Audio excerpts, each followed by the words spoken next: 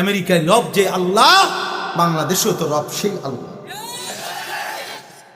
অসুবিধা, আমরা বেশি অস্থিরতা বোধ করছি। আরে বাবা, আগামীর সময়টা মাহদী এবং দাজ্জালের সময়, আজ কিংবা কাল তোমাদের সামনে হবে বাবা, নয়তো তোমার ছোট ভাইটার সামনে হবে। মাহদীও প্রকাশ পাবে, দাজ্জালও প্রকাশ পাবে। সেদিন পরীক্ষা চলবে, ঈমান হেফাজতের পরীক্ষা। আল্লাহ নবী সাল্লাল্লাহু আলাইহি সাল্লাম বলছে, আদম সৃষ্টির পর থেকে ইসরাফিলের ফু পর্যন্ত এই পৃথিবীতে কোনো ঈমানদারের জন্য সবচেয়ে বড় ঈমানের পরীক্ষা দাজ্জালের পরীক্ষা। মা বাইনা খালকি আদম ইলা কিয়ামিস সাআ আকবারা মিন ফিতনাতিদ দাজ্জাল।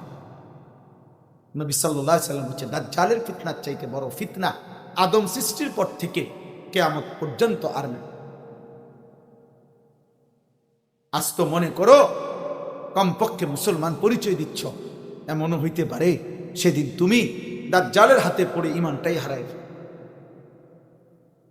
এই অব্যাহত নামাজ না পড়া, এই অব্যাহত চরিত্রহীনতা, দিবারাত্রি নারী ছবি, অস্থির দৃশ্য, বেনামাজি জীবন, গান বাদ্য, নাটক, সিনেমা, ফুর্তি উল্লাস, গড়কে গড় টেলিভিশন, নাটক, সিনেমা, সবাই অভ্যস্ত।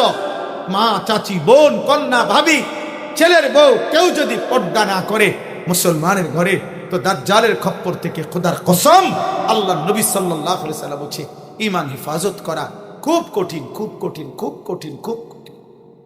মামুলি ঈমান দিয়া শুধু নিজে জানেন আমি মুসলমান, এটুকু পরিচয় দিয়ে দাজ্জালের হাত থেকে বাঁচা কঠিন, কঠিন। রাসূলুল্লাহ সাল্লাল্লাহু আলাইহি সাল্লাম বলেন, কাদ আনজারতুকুমুল আ'ওয়ারাদ দাজ্জাল, আমি নবী তোমাদেরকে কানা মিথ্যাবাদী দাজ্জালের ব্যাপারে সর্বোচ্চ ভয় দেখাচ্ছি। রাসূলুল্লাহ সাল্লাল্লাহু আলাইহি সাল্লাম। অতএব আজকের এই শেষ দিনে আমি সবার কাছে বলতেছি, আপনারা আপনাদের জিম্মাদারি আদায় করেন, আপনাদের দায়িত্ব আদায় করেন। আপনারা মুসলমান, আপনারা আপনাদের ছেলে মেয়েদেরকে বেনামাজি থাকতে দিয়েন না। আব্বা, আপনি যুদ্ধ করেন, আপনি লড়াই করেন, আপনি যেভাবে হোক আপনি সিদ্ধান্ত নেন। আমরা তো বলি প্রতিদিন, আজকের পৃথিবীর একটা জিনিস মনে রাখবেন, একজন ইমানদার আর বেঈমান, একজন ইমানদার আর বেঈমান, অথবা আরো যদি সংক্ষেপে বলি, আমাদের মাদ্রাসাগুলোতে যে কোরআন সুন্নাহর শিক্ষা আর অন্যান্যদের কাছে যে জেনারেল শিক্ষা, এর মৌলিক পার্থক্য কি? মৌলিক পার্থক্য হইল, জেনারেল সমস্ত শিক্ষা জীবনকে সাজানোর জন্য, এই জীবনের আয়োজন, এই পৃথিবীর সমস্ত বস্তুবাদী শিক্ষার মূল টার্গেট জীবনকে সুন্দর করা, দুনিয়ার এই হায়াত জীবনটাকে আরো আনন্দদায়ক, আরো আরামদায়ক, আরো সহজ, আরো মেশিন, আরো যন্ত্রপাতি, আরো মেকানিজম, মানে বেঁচে থাকার আয়োজনকে আরো আনন্দ মুখর করা, এই হলো বাকিদের টার্গেট। খোদার কসম, কোরআন সুন্নাহর সমস্ত ইলমের টার্গেট আখিরাতকে টার্গেট করা, আখিরাতকে সাজানো, মরণের পরের জীবনকে সুন্দর করা। এখানেই হচ্ছে তফাৎ। ওইখানে সব জীবনের আয়োজন, ওইখানে সব মরণের আয়োজন। এই পার্থক্য মৌলিক পার্থক্য। এখানে জীবনকে সাজানো হচ্ছে, জীবনকে সুন্দর রঙিন স্বপ্ন দেখানো হচ্ছে, এখানে মুমিনকে আখিরাতের স্বপ্ন দেখানো হচ্ছে। এই জন্য কোরআনুল কারীম আল্লাহ জায়গায় জায়গায় দুনিয়াকে তুচ্ছ করে তুলে ধরছে, আখিরাতকে উন্নত করে তুলে ধরছে। নবীজি জায়গায় জায়গায় দুনিয়াকে তুচ্ছ করে দিছে, আখিরাতকে উন্নত করে তুলে ধরছে। এই ব্যবধান করলো কেন? না বলে দুনিয়া আল্লাহর সৃষ্টি না? কথা বলেন না কেন?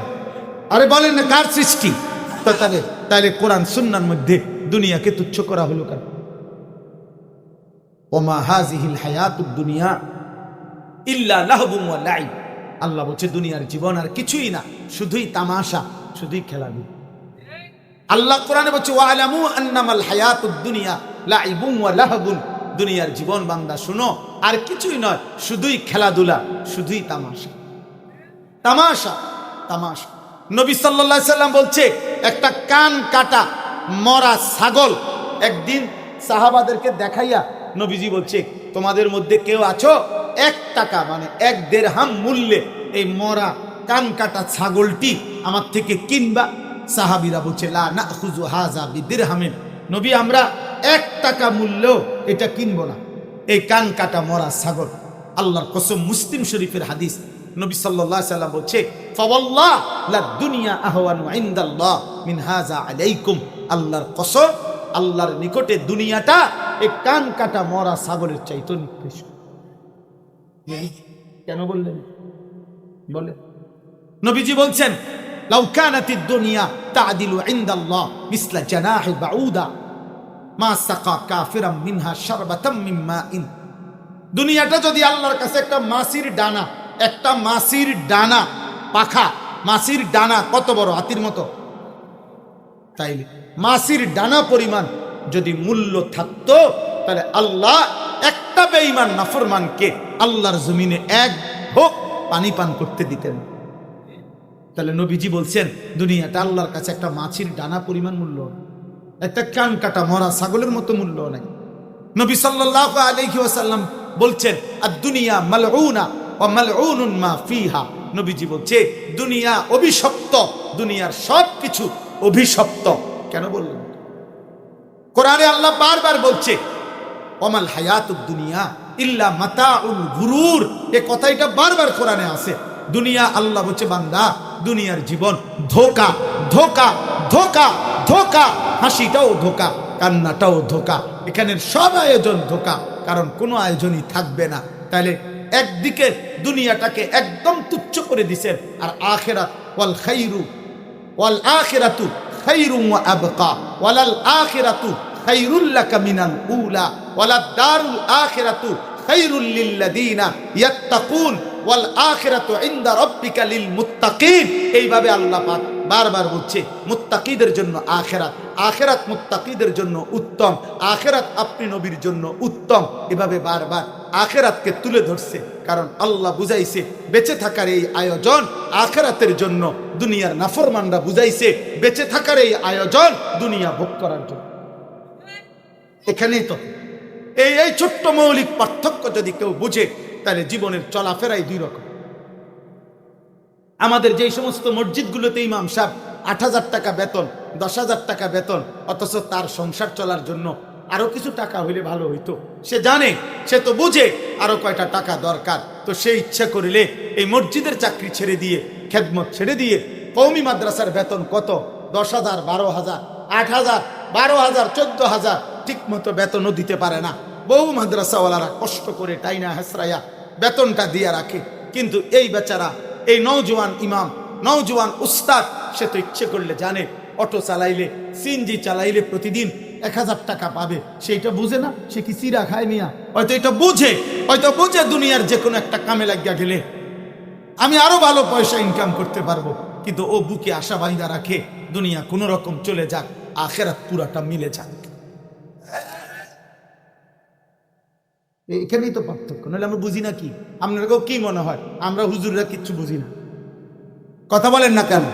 আমরা হুজুররা দুনিয়া বুঝি না কেন? আমরা বুঝতাম না কেন? আমরা কি চিরা খাইয়া বড় হয়েছি? আপনি ভাত খাইয়া বড় হয়েছে, আর আমরা চিরা খাইছি নাকি? আমি বুঝি ছোটবেলার থেকে 3 বেলা চিরা খাইছি, আমি ভাত খাইছি না। তো তাহলে আপনি বাংলাদেশে থেকে বড় হইলে আমি কি চাঁদের দেশে থেকে বড় হয়েছি? তো তাই বুঝতাম না কেন? কি আপনি কি বুঝে লাইছেন বেশি, আমি বুঝি না, আপনি কম। কি সেটা কি? আপনি যেটারে টাইলস বলেন, আমরা এটারে মাটি বলি, তো তা বুঝি না কি? আপনারা যেটারে কোন ফাঙ্গাস, আমরা কই তেলাপিয়া, তো বুঝি না কি? বুঝি না, সমস্যা কি? দুনিয়া না বুঝার কি আছে? দুনিয়া না বুঝার কি আছে রে বাবা, বলেন? অতএব দুস্থ, এখানেই মৌলিক পার্থক্য, এখানেই পার্থক্য। একদল আখিরাতের আয়োজন নিয়ে ব্যস্ত, একদল দুনিয়ার আয়োজন নিয়ে ব্যস্ত। এই কথাইটাই বললাম, এই কথাই বললাম। আখিরাতেই ফয়সালা হবে। আপনি বুঝলেও মরবেন, না বুঝলেও মরবেন, হাসলেও মরে যাবেন, কাঁদলেও মরে যাবেন, সুখে থাকলেও মরে যাবেন, দুঃখে থাকলেও মরে যাবেন। রাজপ্রাসাদের মানুষটারও মৃত্যু হবে, জীর্ণ কুঠিরের লোকটারও মৃত্যু হবে। জীবনে যে দুঃখ দেখে নাই তারও মরণ হবে রে আব্বা, জীবনে যে সুখ দেখে নাই তারও মরণ হবে, বলে না হবে? অতএব এই অনিবার্য বাস্তবতাকে অস্বীকার করার কোনো সুযোগ আছে? তাফসীরের মধ্যে আছে 900 বছর যদি কেউ দুনিয়া ভোগ করে, আল্লাহর নাফরমানির সাথে, মানে নাফরমানি করে গেছে, কিন্তু 900 বছরের জীবনে কোনোদিন এক জাররা দুঃখ পায় নাই, কষ্ট পায় নাই, কিন্তু আল্লাহকে একটা সেজদা দেয় নাই, নাফরমানি করেছে। খোদার কসম তাফসিরে আছে, মালাকুল মউত যখন জান কবজ করতে আসবে, মৃত্যু যন্ত্রণার সাকরাতুল মউত, জান কবজ না, জান কবজের আগে একটা মৃত্যুর যন্ত্রণা শুরু হয়। এই মৃত্যু যন্ত্রণার প্রথম সেকেন্ডে নাফরমান তার 900 বৎসরের আনন্দ সুখের দুনিয়া এক নিমিষেই ভুলে যাবে।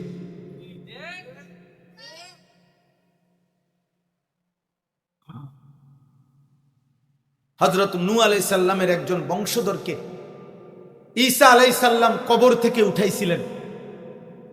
ঈসা নবী আল্লাহর কুদরতে মানুষকে আল্লাহর হুকুমে কবর থেকে উঠাইতে পারতেন, যত প্রাচীন হোক। তো ঈসা আলাইহিস সালাম ওই নূহ নবীর বংশধরকে কবর থেকে উঠাইয়া জিজ্ঞেস করছে, আপনি দুনিয়াতে হায়াত পাইছেন কতদিন? বলছে 450 বছর। বলছে আপনার চুল দাড়ি সাদা হয়েছে কোন দিন?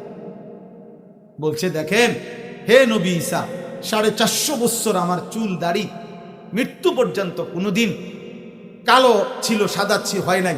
মানে মৃত্যু পর্যন্ত 450 বছর আমার চুল দাড়ি কালোই ছিল, কোনোদিন সাদা হয় নাই, এক বিন্দুও না। কিন্তু হে নবী ঈসা, খোদার কসম নবী ঈসা, আজরাইল যখন আমার জান ধরে টান দেয়, রুহু ধরে টান দিছে, ওই জান কবজের এই কয়েক সেকেন্ডে আমার 450 বছরের চুল দাড়ি সাদা হয়ে গেছে।